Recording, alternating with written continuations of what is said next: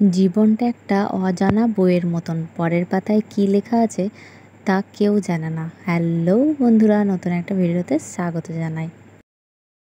এ বাবু, লিখো, এখানটা লিখো, লিখো, দাদার মতন লিখো, লিখো লিখো লিখো। মাছ, হ্যাঁ মাছ আঁকে দাও, মাছ এঁকে দাও। গতনু,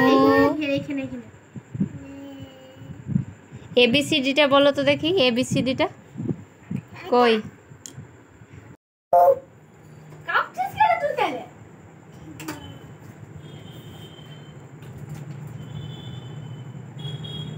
কি করছিস? কি নিচ্ছিস তুই? ওদের বন্দুকটা বের কর, বন্দুকটা। তো দাদাকে মেরে দে, দাদা তোর পড়াশোনা করছো না। তো দাদাকে মেরে দে, তো দাদা পড়াশোনা করছো না একদম।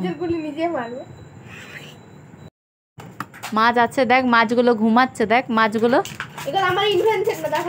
মাছগুলো ঘুমাচ্ছে দেখ। আছে অনেকগুলো চেন আছে, দেখো এখানে একটা চেন আছে, এখানেও এতটা।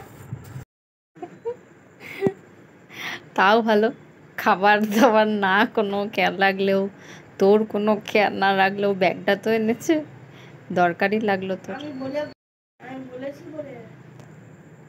তুই বলেছিলিস? নির্লজ্জ বেহায়া কোথাকারে।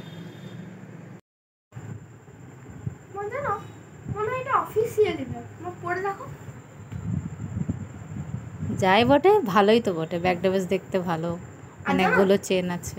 মা তোমাকে একটা জিনিস বলি, দেখো কি?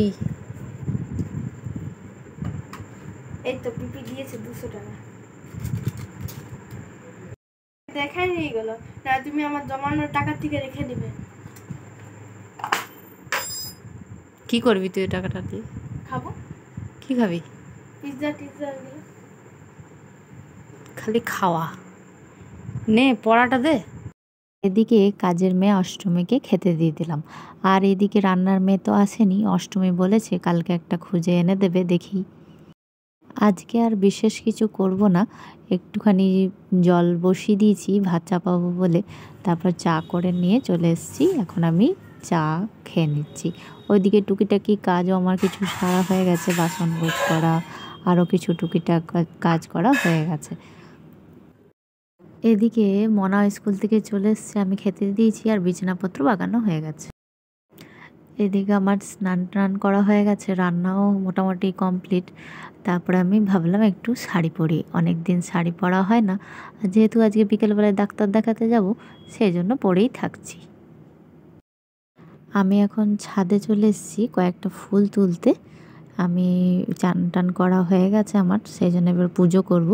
আর মনা তো স্কুল থেকে চলেই এসছে, ও স্নান করে নিক, তারপরে খেতে দিয়ে দেবো।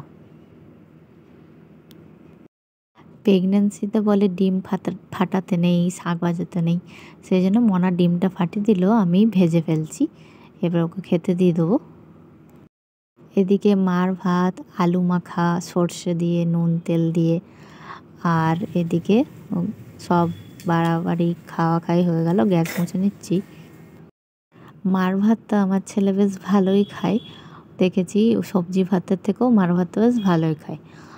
আর আমার বর এত ফল এনেছে দেখো, আনলে পরে এক গাদা গাদা ফল আনবে, দেখায় তোমাদেরকে কি কি ফল এনেছে।